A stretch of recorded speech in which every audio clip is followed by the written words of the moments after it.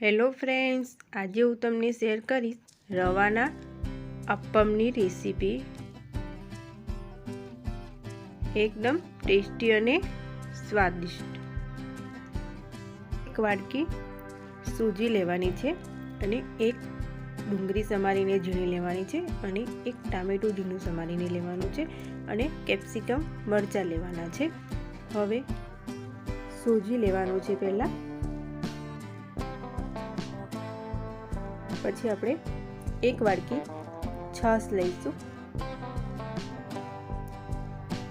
સૂજી પલળે એટલે આપણે છાશ રેડવાની છે। દહીં પણ લઈ શકાય છે અને દહીં લેવું હોય તો દહીંના પ્રમાણે થોડું પાણી એડ કરવું પડે। એક સમારેલી ડુંગળી એડ કરીશું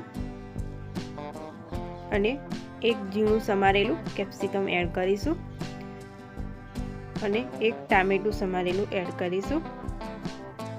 હવે સ્વાદ પ્રમાણે મીઠું નાખી દેવાનું છે। એક ચમચી મરી પાવડર એડ કરીશું। હવે આ બધું મિક્સ કરી દેવાનું છે બરાબર। તમારે જરૂર પડે તો અંદર પાણી એડ કરી શકો છો।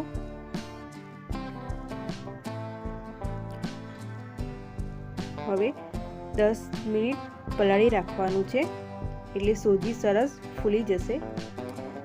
હવે સૂજીનું બેટર સરસ થઈ ગયું છે। હવે એમાં જીરું અને રાઈનો વઘાર આવી રીતે એડ કરવાનો છે અને 1 ચમચી બેકિંગ સોડા લેવાની છે એટલે તમારા અપ્પમ સરસ ફૂલીને દડા જેવા થશે।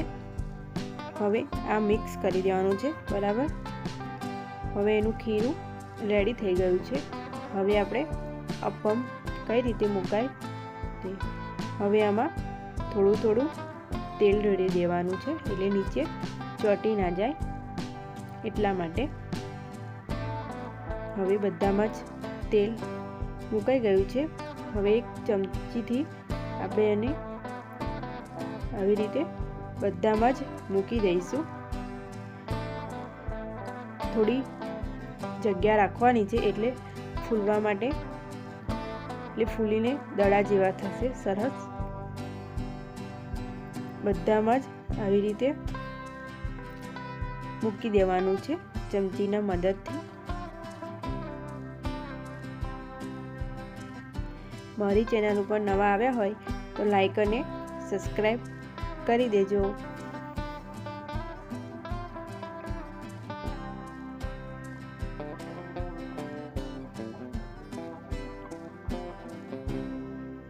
હવે બધા જ મુકાઈ ગયા છે અપ્પમ। 10 થી 15 મિનિટ ઢાંકી દેવાના છે અને ધીમા ગેસે થવા દેવાનું છે। હવે 10 મિનિટ થઈ જાય પછી આપણે જોઈ લેવાનું છે કે થયા કે નથી થયા।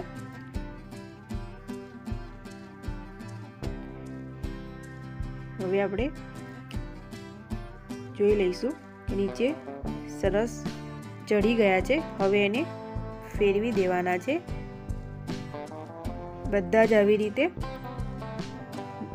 ફેરવી દેવાના છે।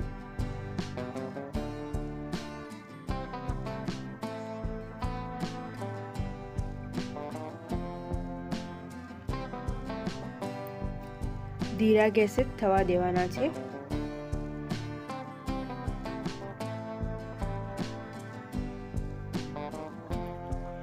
બધા જ અપ્પમ ફેરવી દીધા છે। હવે 5 મિનિટ ઢાંકી દેવાનું છે। પછી આપણે જોઈ લેવાનું છે કે થયા કે નથી।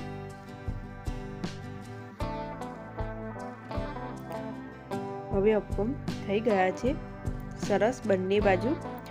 હવે આપણે ચમચીની મદદથી એક પ્લેટમાં કાઢી લઈશું।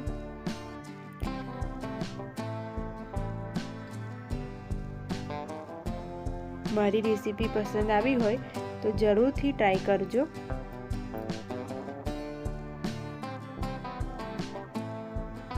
આવી જ રીતે બધા જ એક પ્લેટમાં કાઢી લેવાના છે। હવે બધા જ કાઢી લીધા છે।